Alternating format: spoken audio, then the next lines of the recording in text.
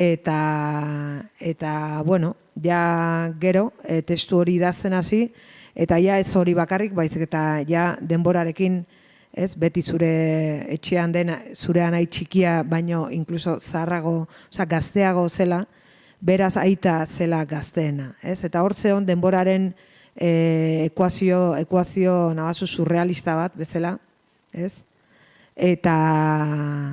Eta, bueno, ez dakit, sentsazio berezi bada, nahiko gazte nahi badezu zure aita baino zaharrago izatea ja, ez? Eta ordun hortik hasten naiz idazten, eta gero idazten dut, bueno, oinordetzan jasotzen ditudalako, hemen nire ama Herriberrikoa da, eta ni ere Herriberrikoa ere banaiz, eta jasotzen ditut 13 olibondo, ze, bueno, hango osaba bakarra hiltzen da, eta, bueno, 13 olibondo horiek, hor segitzen dute olibak botatzen urtero, pare bat urtean ez dut hortan pensatzen, baino, bigarren urtea pasata jartzen naiz pensatzen hortan, ez? Eta hori idazten hasten naiz, horri buruz idazten hasten naiz edo. Eta ordun dago momentu bat, konturatzen naizena, niretzat testu horiekin inoiz ez nukela abesti bat egingo, ez? Niretzat abestiak beste espazio narratibo, diskursibo bat daukatela nire barruan, eta ez nula abestirik egingo testu horiekin. Eta, bueno, nola pixkat gero euskan beste testu batzuk idatzita, eta baino, bueno, erabakitzen dut hor ustean eure buruari nahi badezu bulkadaz edo idazten, eta horrela hasten naiz hau idazten. Ingo izu galdera aldrebez, zuri asko gustatzen zaizu hori, ez? Eta, orain justu esan duzun hori, ez? Orain zure aita baino zaharragoa izatea, ez? Bale, egin dezagun galdera hori generoarekin, ez? Obraren generoarekin, eta da, non gelditzen dira orain zure abestiak liburu bat egin eta gero? Ze normalki oso mekanizistak izateko ohitura daukagu, ez? Aurrekoa, hurrengoaren prestaketa bat bezala, eta baina, bueno, zukoren ez duzu zehaztu, baina esan duzu beste zerbait dela abestiak egitea, ez? Eta hemendik aurrera, claro, abestiak egitea izango da beste gauza bat, hirugarren gauza bat, ez? Liburu bat egin eta gero, edo ez? Bueno, nik uste dut ez, nik uste dut liburuaren zenbait, liburuaren, esango nuke, estiloaren eta eskuaren, esan berdun, baino ja teklatuaren, ez? Teklatuko koreografiaren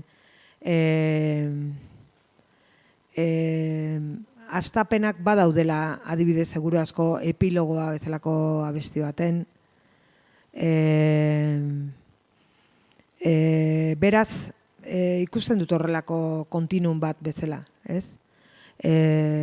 Epilogoan edo adibidez epilogoa abestian esan edet, eta autodefinituan ikusi izan banu, orduan ikusi izan banu oso posible litzake azaltzea pixu jaurtitzaile bat, adibidez, han nunbait, ez?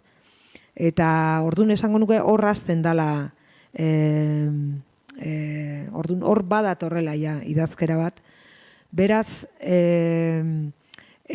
demagun hasten naizela testu batzutatik tiratzen, eta testu horiek ez direla abesti garriak, baina idazten ari naizela gauza oso abestigarriak idazten ditudala baita, eta nire nahia litzake hemendik abesti batzuk ateratzen hastea, eta seguru asko beste leku baten bukatuko luketen abestiak izango lirateke, olako testu, dakarzun testu bat bezala, ez?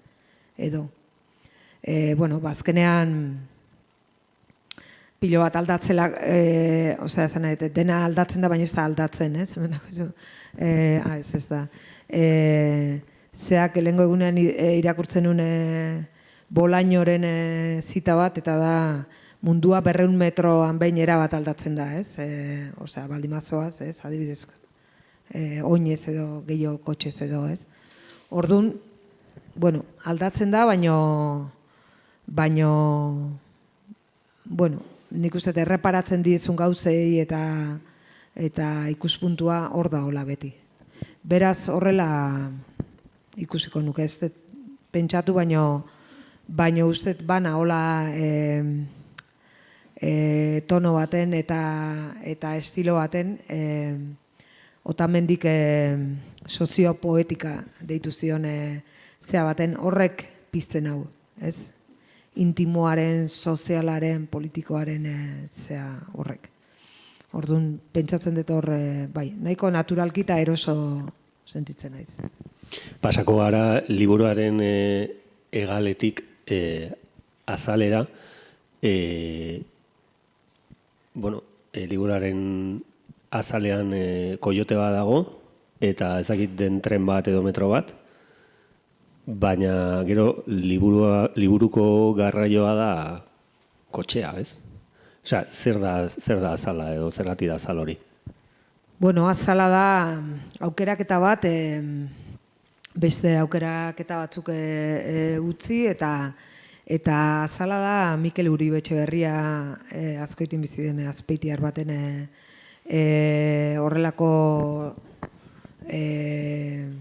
bueno, olako obra bat egin zuen animaliei buruzkoa. Eta azalean gustatzen zitzaidan ze azalean hasten da fikzioa eta realitatearen arteko jolasa, ez? Eta azalean azaltzen da baita nabazu gari eta goroldiozko edo animalitasunaren, ez, bizi zaituen animalia horren ez lekua dan adibidez tren hori, ez? Kasu hontan, hori da, beak egin zuen lana, eta da, tren bada, Australiako tren bada, berak ateatako argazki bat Australian, eta gero Photoshopakin sartuta dago koiotea, ez? Orduan, pixkat badauka liburuaren egiaren eta egia antzeko-tasunaren posibilitate horren tonuan, niretzat azalak ere. Iruditzen zait oso ondo kustodiatzen dula edo zaintzen dula koiote horrek barrukoa, ez? Orduan hor hasten da, azaletik hasten da, bueno, nahi batzu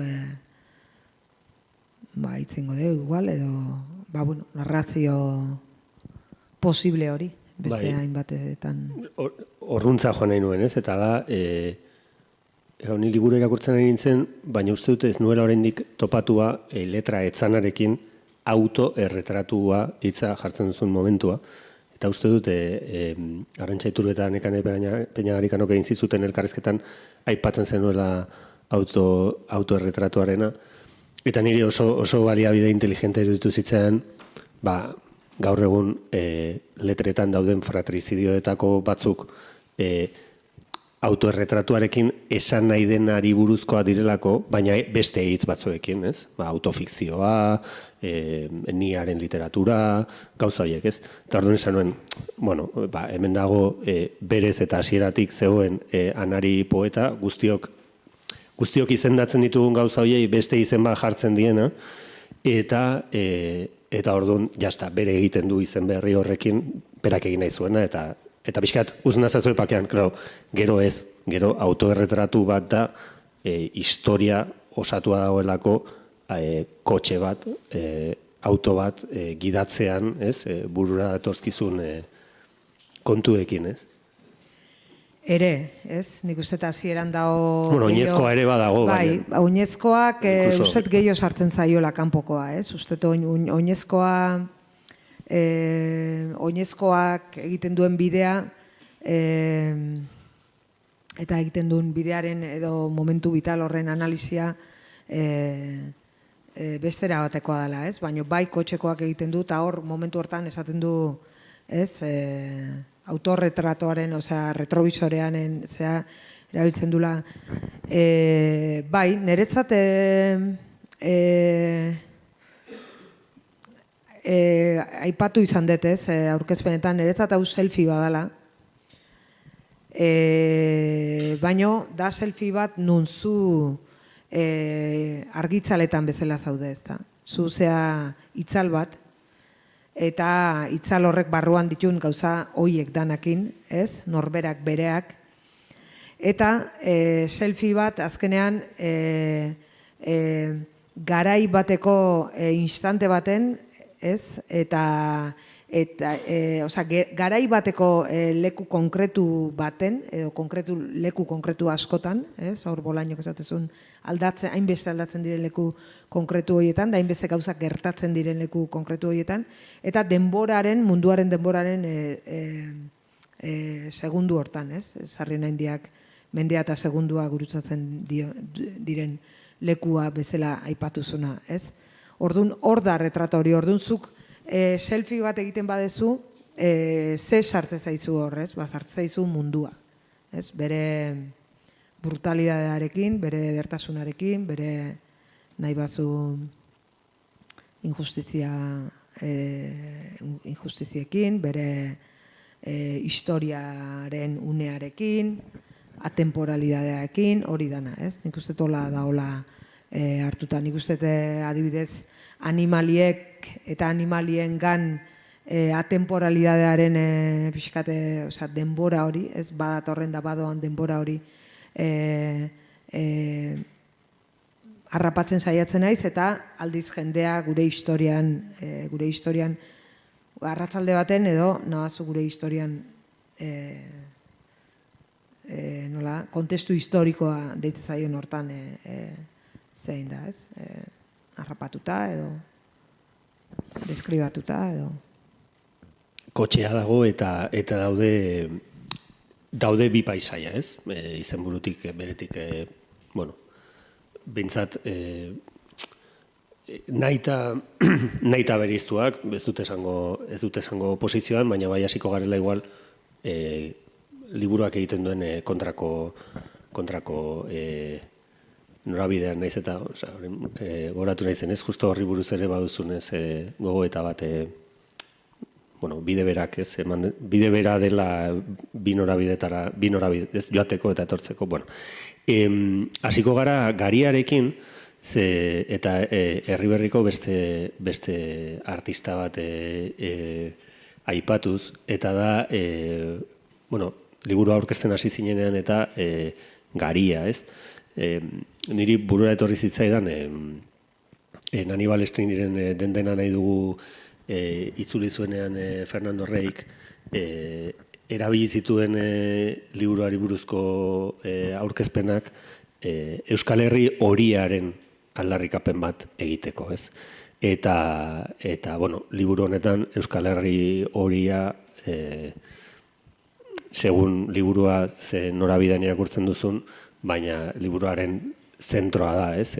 Bulkada nagusia da, ez? Eta gainera ñabardura handiekin deskribatutako toki bat da, galdetu nahi nizun, liburua irakurri duenak eta irakurreko duenak jakingo du, baina liburuan ezin da, liburua ariketa bat da, ez? Zer izan den zuretzat, ez? Eta zergatik sartzen zaren orain baita ere, horri guztiari buruz hain modu nabarmenean, ez? Nik orain arte hain modu esplizituan ez nizulako inoiz entzuna, eta hori ere ez da erresa, ez? Zuretzat zerbait oso importantea denean, ez? Adibidez, Galizian baso bat erretzen duen emakumea bada, ez?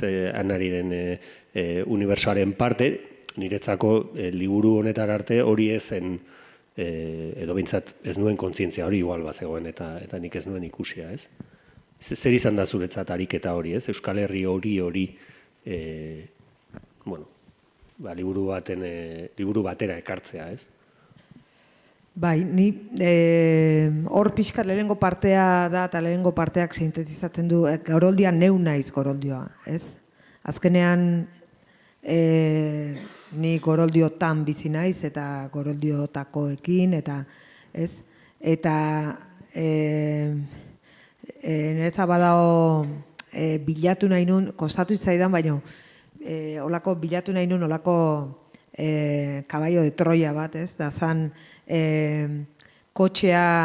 nire kotxea iristen da, bueno, Erriberri ez da azaltzen Erriberri danik, baina, bueno, ez, eremu horretara, eta aparkatzen du kotxea etxean, eta hau hola da, itxasotik gertu eta bizi geanean, eta bueno, kotxea asko garbitzen ez dunean, hori ere esan berda, asko ez da urtetan ez dezunean kotxe garbitu, edo igual sekula ez, bakarrik euriak garbitzen dunean kotxea, ez. Lehioko junturatan goroldioa egiten zaio, ez, kotxeari, ez, hori hola da, ez. Eta hori da pixkat, nahozu, kabaio Troia edo sartzen dana horre beste paisaian, ez. Horrek esan nahi du, hori pixkat metafora bezala, ez. Esango nuke, galdera bada, oinarte abestietan ez detela inoiz paisaia horri buruz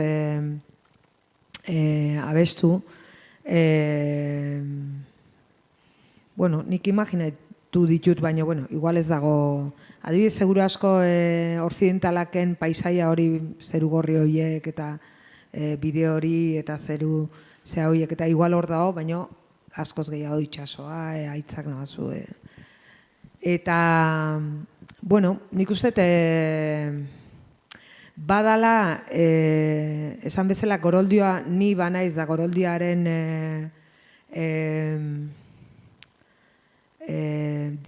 dialektika edo goroldiaren semiotika ulertzen badet, eta oso nerea bada, esan dezakegu gariarena jasotako zerbait dela, ez? Eta nik hor egiten dut ariketa, ez? Jaso dedan, oinordetzan jaso dedan zerbaiti buruz, ez? Ezate garitan galdera pilo bat jaso dedala, ez? Askoz gutxiago da, osea, goroldiotan askoz gutxiago dakit, eta garitan badaukat horrelako elemento material pilo bat, ez? Azkenean niretzat oinordetzan jasotzen dugunari buruzko ariketa bat egiteko. Horregatik dauka zentralidade hori. Eta adibidez, hori azkenean, edoik esan bezala spoilerrak ez dauka bat zehaik, ganbara baten bukatzen bada, ganbara baten ustuketan bukatzen bada,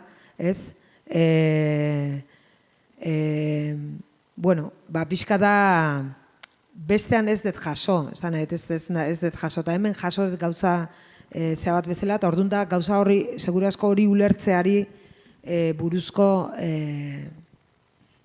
parte bat, liburu horrena, ez? Esango nuke.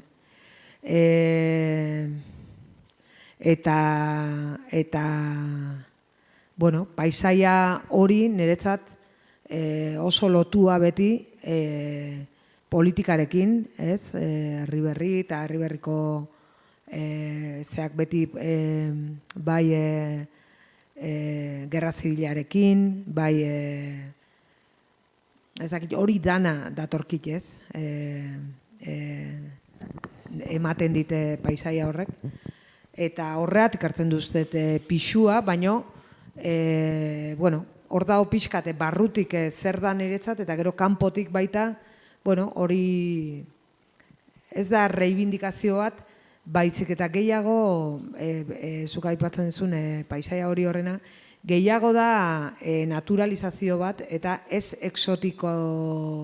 exotizazio bat paisaia horrena ere. Hori oso presente izan dut. Ez bakarrik horrena, baita guk hiritarrok kostumbrista deitzen diogun estena bat, adibidez kostumbristatzat geneukaken egun bat, beste jende askontzat bere bizitza dana, guri itzaiku kostumbrismoa iruditzen gure kafetegi hipsterrak eta supermerkatua. Eta supermerkatua hori da, kostume edo autobusak, supermerkatua hori, beste kostumbrismo urbano hori, iruditzen zaigu eta pixkat. Orduan, gauza hori danan, eta gero hori nola kontatu, zertarako kontatu eta nondi kontatu, ez? Eta argi dago, hor ja dagoela beste kapa bat bezala, ez? Kapa nabazu kontzientzia literario bat, baita idazten ari zeana, kontzientzia literario estilistiko, baita politiko, eta bat, ez? Hori dana da niretzat paisaia hori, eta paisaia hori hartu eta zer egin paisaia horrekin, ez? Eta, bueno, nik pixkate pragmatismoaren alde eta desliluraren alde edo egiten dut edo saiatzen naiz egiten, ez? Bueno, jake gauden ustu behar den gela horretan, niretzat liburuaren bukaeran nago eta da liburuko harreman edo pasarte politenetako bat da uxoen ingurukoa, ez? Uxoa nola hiltzen diren, gero gainera nola bukaeran iaia berriro oso... Irabazten dute. Ze itzultzen dira, ez? Zuk ezin duzu uxoen, ezakit nola esan, izurrite horren kontrako ezer egin zeberaiek zu baino ez indartsuagoa dira.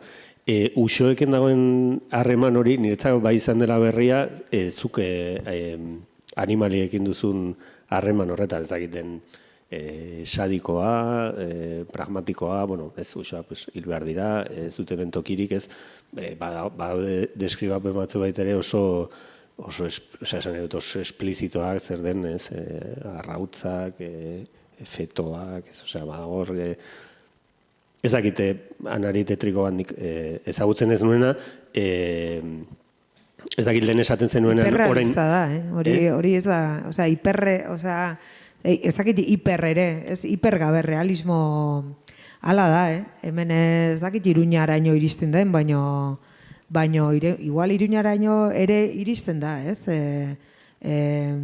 Usoen kontrako... Kriston debatea dago, gasarekin hiltzen zituztelako, bueno, egon da hori, animalisten partetik. Eta, ikusten duzu zenbat estrategia dauden usoen kontra, ez? Ontzoiek baita ere daudela hemen Iruñerrian zuk aipatzen dituzun...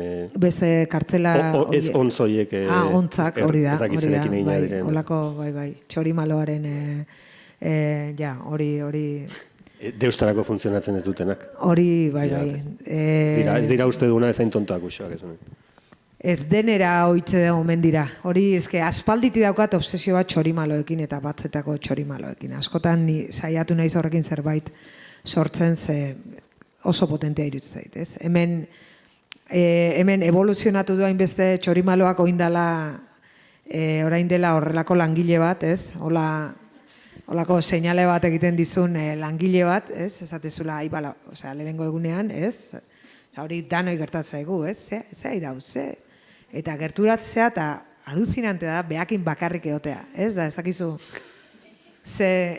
hor dago pixkat evoluzionatua, baino eta beste hori, ez? Jutezea Leroy Merlinea eta ikusten duzu horrelako 20 ontz batea, hola danak, hola begiak, hola pixket out of context, hola, ez? Gustatzen zait pixkat, Leroy Merlinek asko ematen du, literatura asko ematen du, Adibidez, dena gezurretakoa den materialarekin egindako etxe bat, ez? Hoi zer da hori, ez?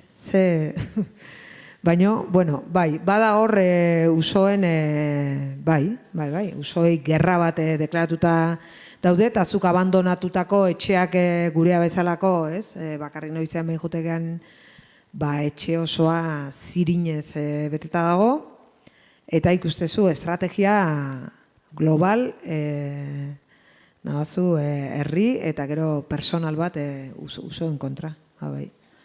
Eta...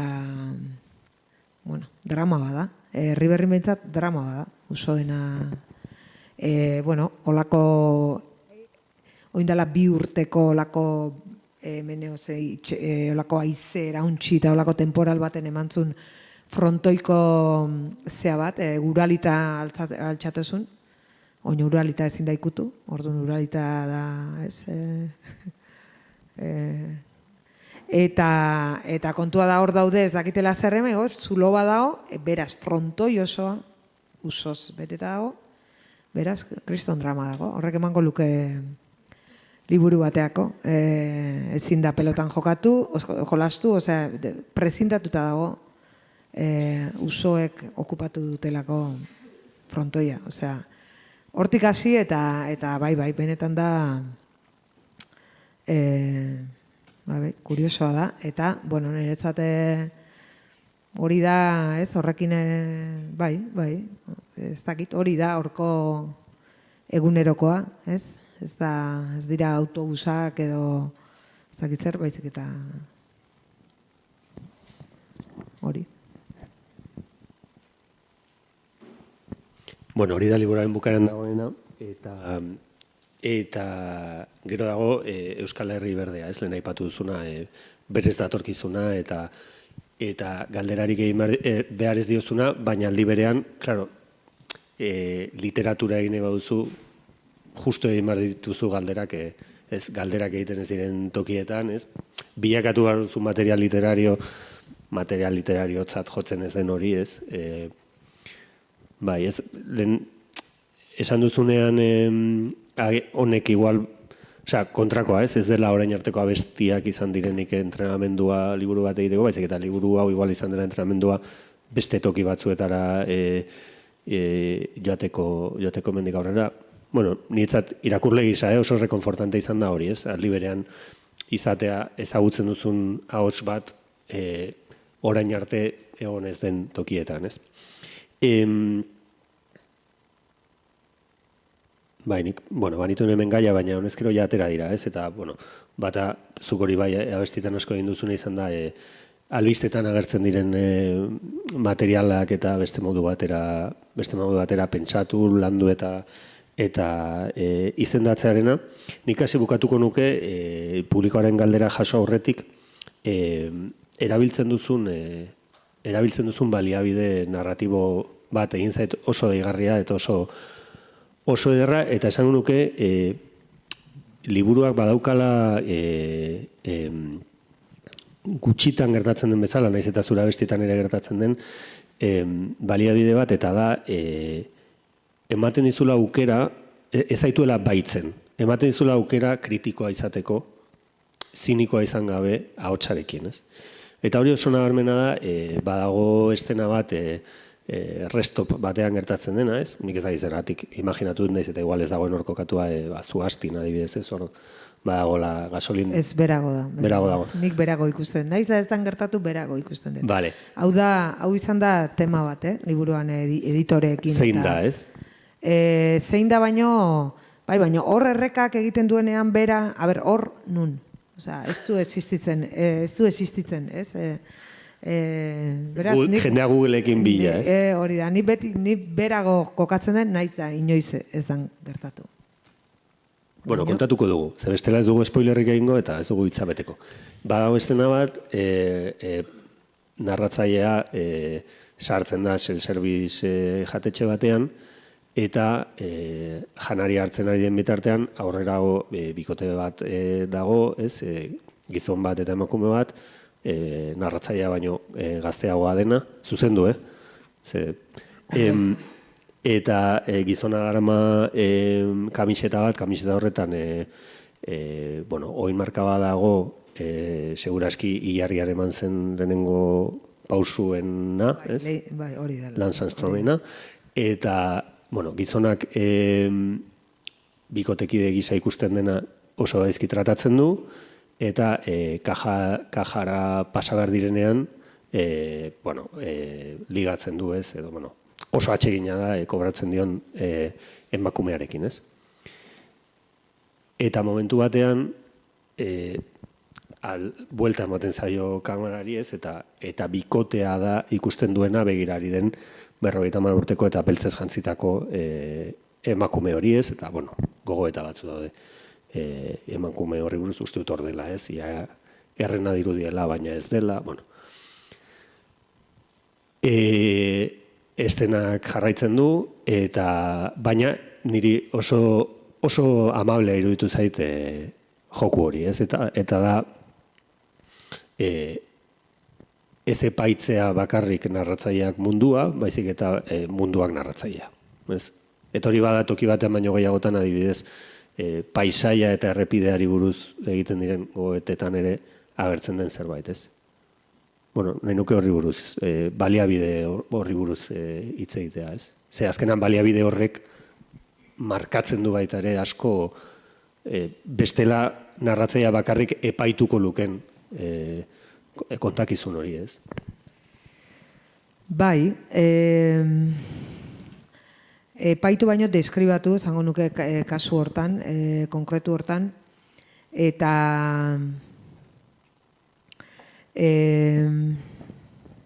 asko eman dit narratzailearen planoen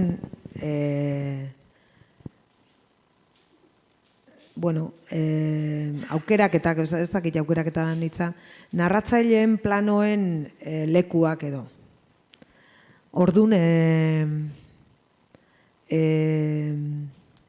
nahi batzu dago, esango nuke, aipatu lehen ere, 3 plano esango nuke daudela, ez? Erdiko planoan legoke bidaia hori egiten duen emakumea, astearte eta asteazken baten artean, baino urteak dauden astearte eta asteazken baten artean, ez? Eta astearte denak daukate asteazken bat ondoren eta asteazken denak astearte bat aurretik, baina munduko astearte eta asteazken denak ez dira jarraiak, ez? Orduan horrelako jolas kortazarriano bat edo einez, ez? Hor egiten olako salto bat, ez? Eta orduan hor dago demagun hor doan horri ordoan horrek, nik asmatzen dut, nik kasu hontan da idazten duna. Ez? Eider Rodríguezek entrebistaten galdera egin zidan, eta esan zidan, orduan nor da Anariren abestiak abesten dituna, ez? Eta exactamente hori da, ez? Nik abesten dut abesti bat, nire abesti bat, zeinarekin erabat identifikatzen naiz, edo ja ez naizen identifikatzen.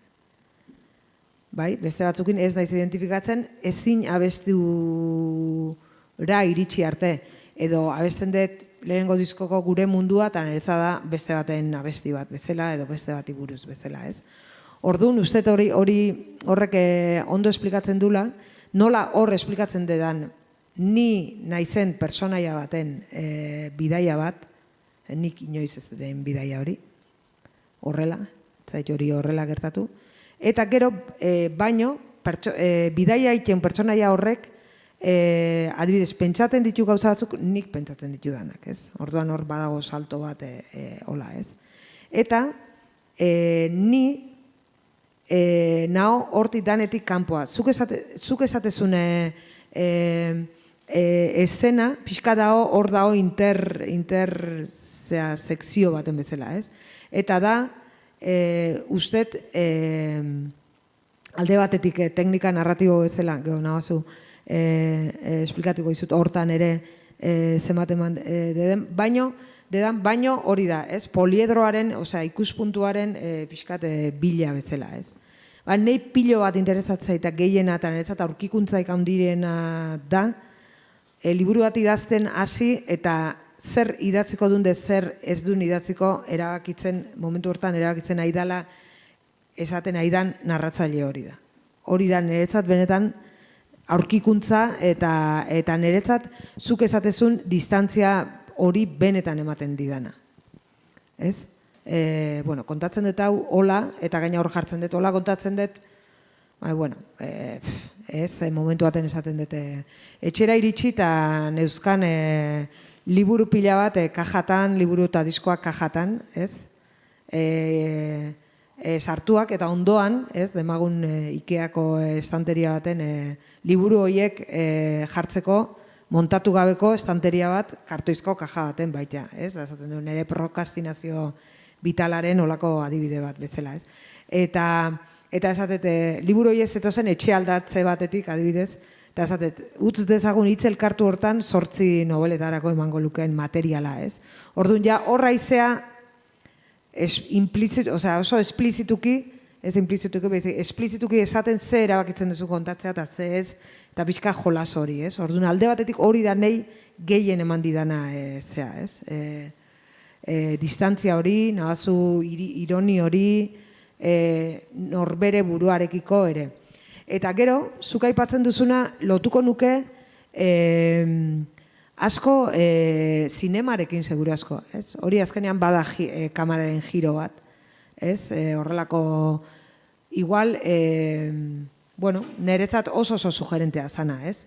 Osea, ni adibidez autorretrato hortan, seguru asko, retrovisore hortan deskribatzen naiz, bueno, esaten dute antiju, ez? Ray-Banen atzean zitzelkatzen jarraitzen dutela bizitzak egin dizkidan zea horiek, ez? Zartatu horiek, horrela ikusten dedan zea, deskripzio bat, baino benetan nor naizen egun hortan tipa horrek egiten du buelta ematen dunean, ez? Eta orduan hortan oso ondo pasatu dut, eta nire nahia izan da, lehen aipatzen genuen baita elkarrizketa baten, nire nahia izan da, adibidez badago baita formula matematiko batekin kontatutako denboraren zea bat, nire nahia izan da sortzea liburu bat edo narrazio bat nun edozer sartu daiteke. Edozer esan edo teknikoki, nabazu literarioki, narratiboki, edozein teknika literario esar liteken, ez? Eta akordatzen naiz bi zatien pixkate mozketa hori egin behar nuenean, azkeneko momentuan okurritu zitzaidan horrelako zinean seguru asko topiko bat dan fade out bat kamera badoa gora, ez? Eta hor bat zeon pelikula bat Antes del Amanecer edo Ethan Hawke eta ez nahiz akordatzen besti ze kasualidade gizonaren izenarekin akordatzen naiz eta tipa erekin, ez? Arraroa, ez da, nire kasuan. Baina, bueno, kontatzen dute olako gau bateko historia tren baten geuztet, bat zezkela, sekuelak, ez? Eustan zitula. Baina, kontatzen du Julie Delf, uste dela. Eta kontatzen du, bueno, bikote bat ezautzen da tren baten, eta biak doaz ez dakin ora, baino erabakitzen dute gau hortan Parisen jeistea, eta gau bat elkarrekin pasatzea, eta hurrengo goizean bidaia bakoitza zijoan lekoa segitzea bai ala bai, ez? Orduan, hor dago gauza zoragarri bat pelikularen bukaeran, da zuri kontatzen dizu historia osoa pelikulak, bueno, gau hori, ez? Ardo botila bat, date parke baten, ezakize, mendik handi pasatzeie, eta gau egiten du pelikula bukatzen dena, olako rastreo bat leku txoietatik, ez? Eta, niretza da zoragarria, eta nahi nun pixkat adibidez hor bai tematu nintzen hori saiatzen egiten, ez? Pixkat, hasieratik azaltzen ziren leku horietatik pasatzen berriro horrelako kamera zea bat, ez? Nabazu dron bat edo, ez? Eta orduan hor badago, zuk esandakoa, gertuago dago, seguru asko, teknikoa, literario, igual sinematografikotik, eta aldiz, distantziarena gehiago dago narratzailean edo asko liatzen naiz, baina gero ikustezu etortzen naiz. Bilatzen dute neure burua. Zehona, bueno, liburua marabia bada, irakurri. Ez dakite, gainera, bueno, lehen galdetu diote, ia izango dituen, ia izan dituen liburu honek bere abestietara gerturatu ez diren irakurleak eta zorionez bai, hasi que besta bikoitza, ez? Ez dakite galderarik dituzuen.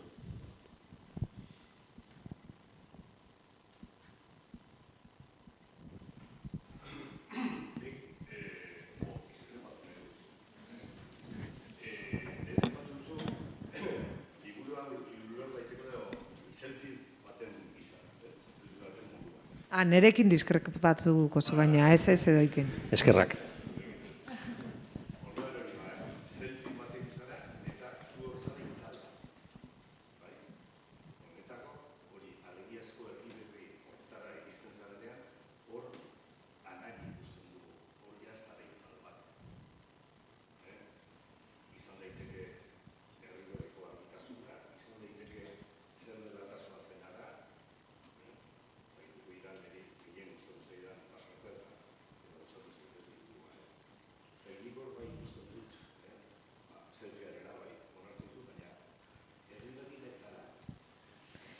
Bueno, itzalarena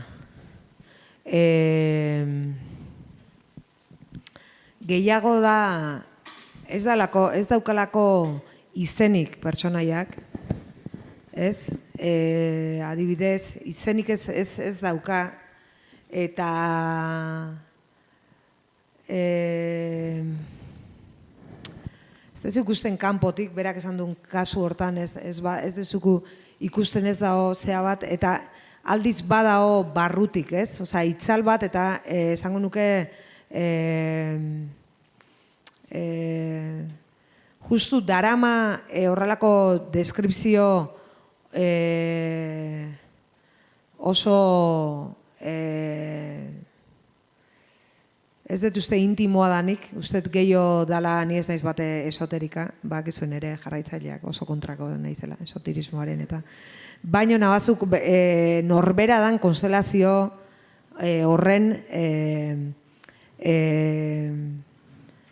hori darama, ez, pertsonaia horrek.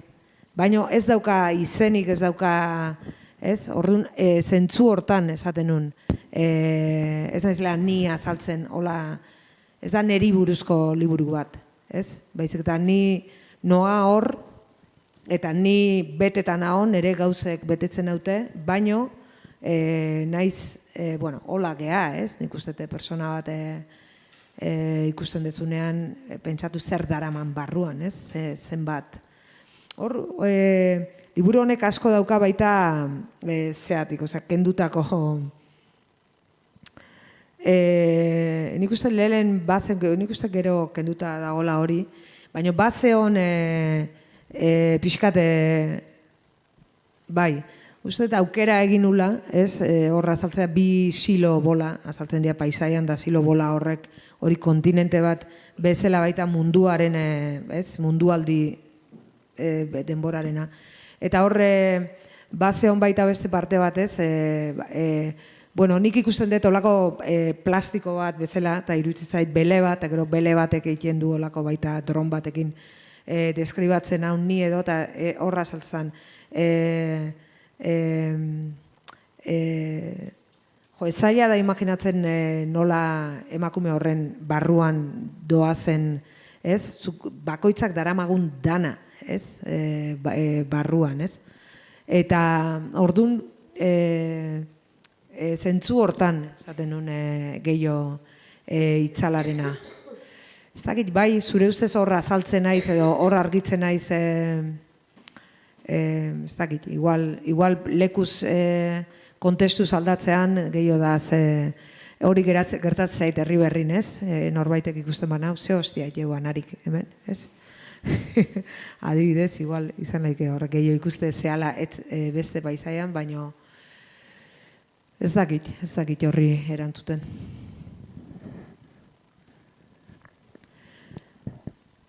Niretzat ederra da Iruñan aurkeztea liburu hau, ez? Lehen esplikatu dut hemen dago gaina, bea. Liburu aurkeztean indoala, bueno, liburuan beti dituzu dudak, ez?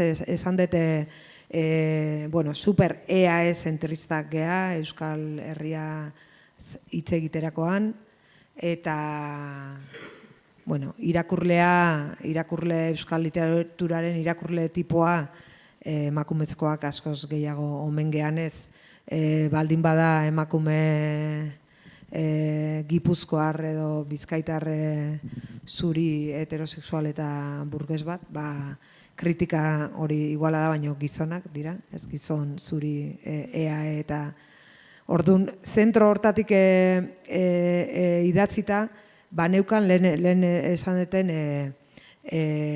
lilura eta exotizazio horren bildurra bezala, baina bueno, nik sinisten nun hori horrela azala, niretzat hori niri balio zidala. Ez, urteekin ikasi dut, bueno, jendeak ez eta urduri zara liburu ateatzeko, ez, niretzat balio ditonek, nire bizitzako momentu hontan selfie bat baldin bada honen niretzat ere balio ditola, nire hemendik barrura balio du, ez? Orduan horrek, bueno, maten dizula zaitasuna, batzui gustatuko zaie, beste batzui itzai gustako, ez?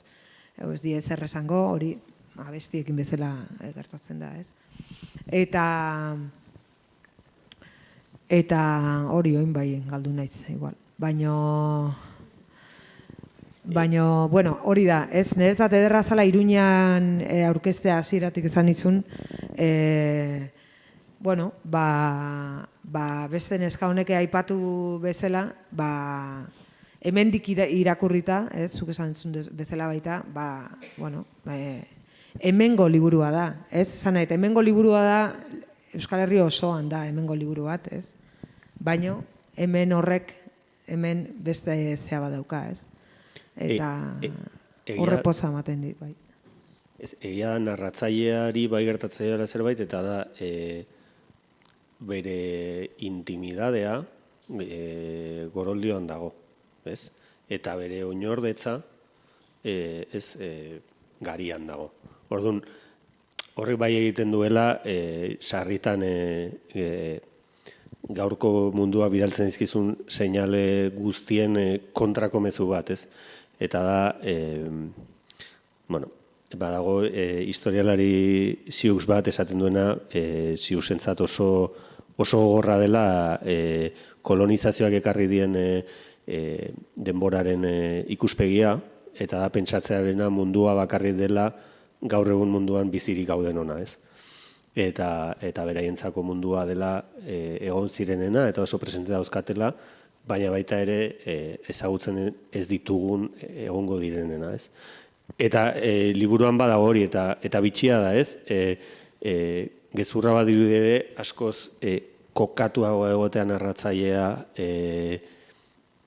erabaki trascendentalenak hartu behar dituela, eta materialenak, ez? Bestea askoz gehiago dago, bueno, basarritan, ez dakit nola esan, gure sustraia diren toki horietatik, ez direla, gure logelak, gure ohiko eremu sukaldeak, ez, egiten ditugun ohiko ibilbideak diren espaloi horiek, baina ez, hemen oso interesgarria da dikotomia horrek baita ere polarizatzen dituelako norberak dauzkan gaiak eta kezkak alde batera eta bestera, ez, eta da munduarekin zuk zeu dauzkazun harremana, baina munduarekin zu ona iristeko izan dituzun, ez?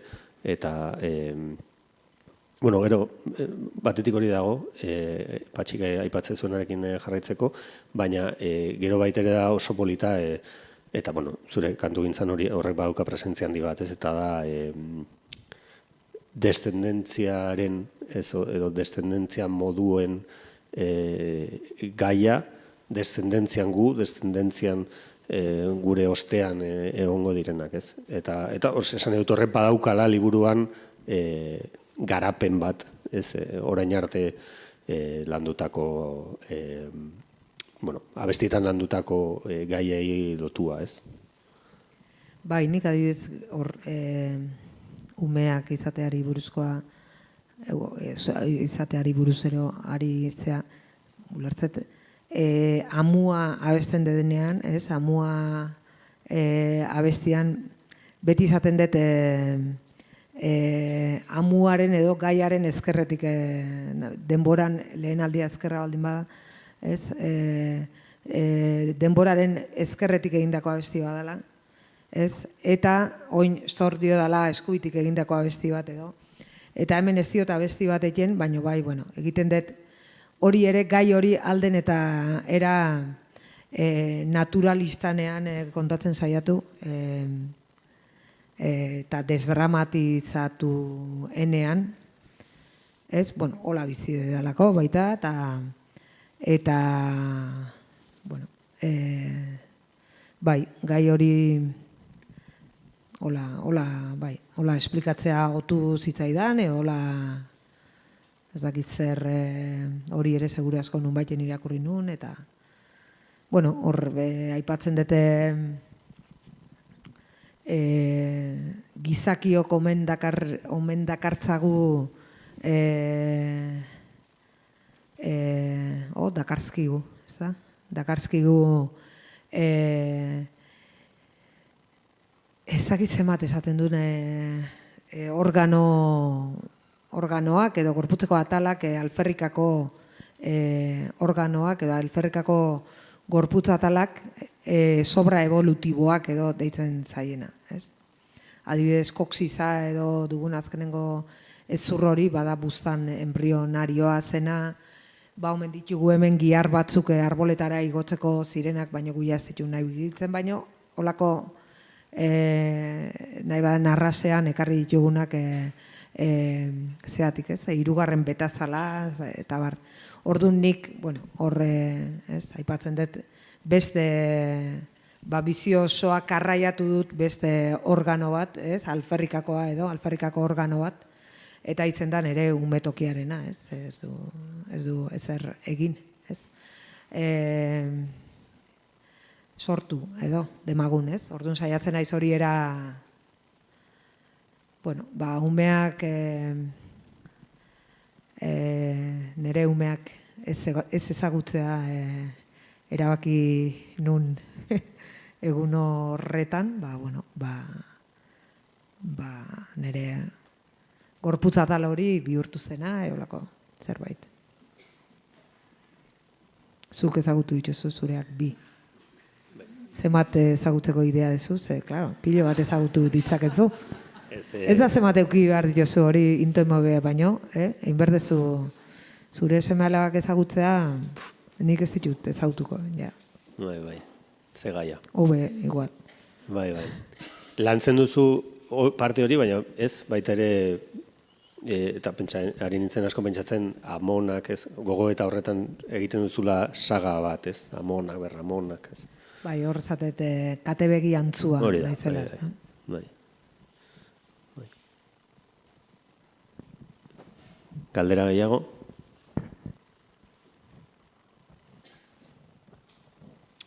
Eskerrik asko. Eskerrik asko zuri. Anari Alberdi, Sant Esteban. Sant Esteban hemen aurretik. Gari eta eskerrik asko zuei. Hoxe,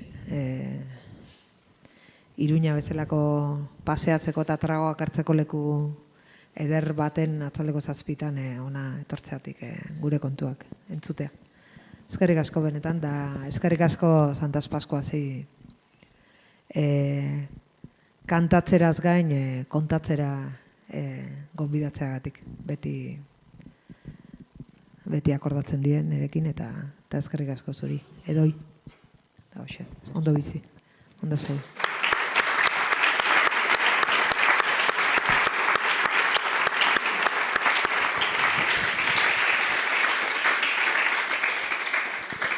Hasieran ez dut aipatu, baina iragarkien tartea, urtarrilaren 10ean izango dugu 3. eta azkeneko hitzordua Fermin Muguruza eta Susana Martinekin Blackish Beltza 2 Ainhoa aurkezteko. Beraz, gonbidatuta zaudete apuntatu egutegietan. Mila esker.